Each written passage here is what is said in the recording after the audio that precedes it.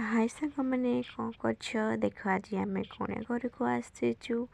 ବାବୁ ମାନେ କୁଆଡ଼େ ପଳେଇଛନ୍ତି କେଜାଣି, ମୁଁ ତାକୁ ଖୋଜିକି ପାଉନି। ଚାଲ ଦେଖିବା ବାଲକୋନିରେ। ଆରେ ତମେ ଏଠି କ'ଣ କରୁଛ? ବାଲକୋନିରେ ଅଛ ସେତେବେଳୁ ଆସିକି? ସେ କୋଉ ଦୌଡ଼ିକି ପଳେଇଲାଣି। ତ ଦେଖିବା ସେ ନା କେଉଁ ଘରେ ବସିଛି, ତାକୁ ତ ମୁଁ ଖୋଜିକି ବିଲକୁଲ ହିଁ ପାଉନି।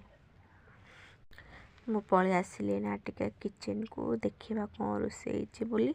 ଦେଖିଲା ବେଳକୁ କିଛି ରୋଷେଇ ହେଇନଥିଲା। ଫେର ମୁଁ ପଳେଇ ଗଲି ପିଲାମାନଙ୍କ ପାଖକୁ।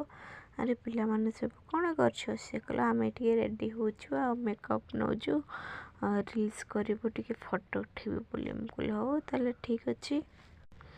ସିଏ ତାର ଖାଲି ଡିଆଁ ମାଇଲା, ଖାଲି ପୁଅ ସେ ତାର ଖାଲି ଖେଳୁଛି ଆଉ ତାକୁ ଖୁସି ଲାଗୁଛି ଗୋଟେ।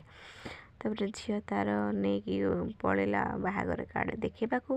ସାନ ଝିଅ ଦେଖିଦେଲା ମୁଁ ଭିଡ଼ିଓ କରୁଛି, ଆସିକି ଟିକେ ଡେଇଁ ପଇଲା। ଫେରି ସେ ତାର ଗଲା ଫଟୋ ଉଠାଇବା ପାଇଁ।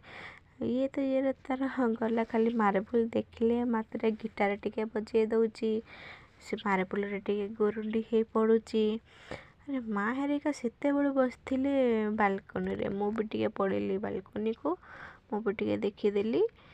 ତ ଏମାନେ କହିଲେ ଆରେ ତମେ କେତେ ଗପୁଛ, ଘରକୁ ଚାଲ, କେତେ ଖରାରେ ବସିବ। ସେମାନେ କହିଲେ ଆମେ ଖରାରେ ବସିଛୁ, ତମେ ଯାଅ। ତ ଦେଖିଲା ବେଳକୁ ପୁଅ ଏଇଠି ବେସିନରେ ହାତ ଧୋଉଛି, ହ୍ୟାଣ୍ଡ ୱାଶ୍ ଅଛି ବୋଲି ହ୍ୟାଣ୍ଡ ୱାଶ୍ ଟିକେ ନେଉଛି, ହାତ ଧୋଉଛି। 3-4 ଥର ହେଲାଣି ହାତ ଧୋଇଲାଣି।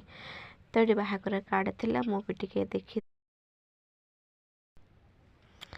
ତ ରଖିଦେଇକି ମୁଁ ପଳେଇଲି ଆଉ ଥରେ ହଲ୍ ରୁମ୍କୁ।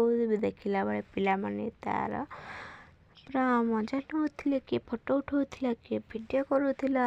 ଆଉ ତ ଏଇଠି ତ ଜଣେ ଆମର ଛୋଟ ଛୁଆ ଅଛି, ସେ ତ ଖାଲି କରୁଥିଲା ଆଉ ତା କହିଲା ବେଳକୁ ସିଏ ତାର ହସିକି ପଳାଉଥିଲା।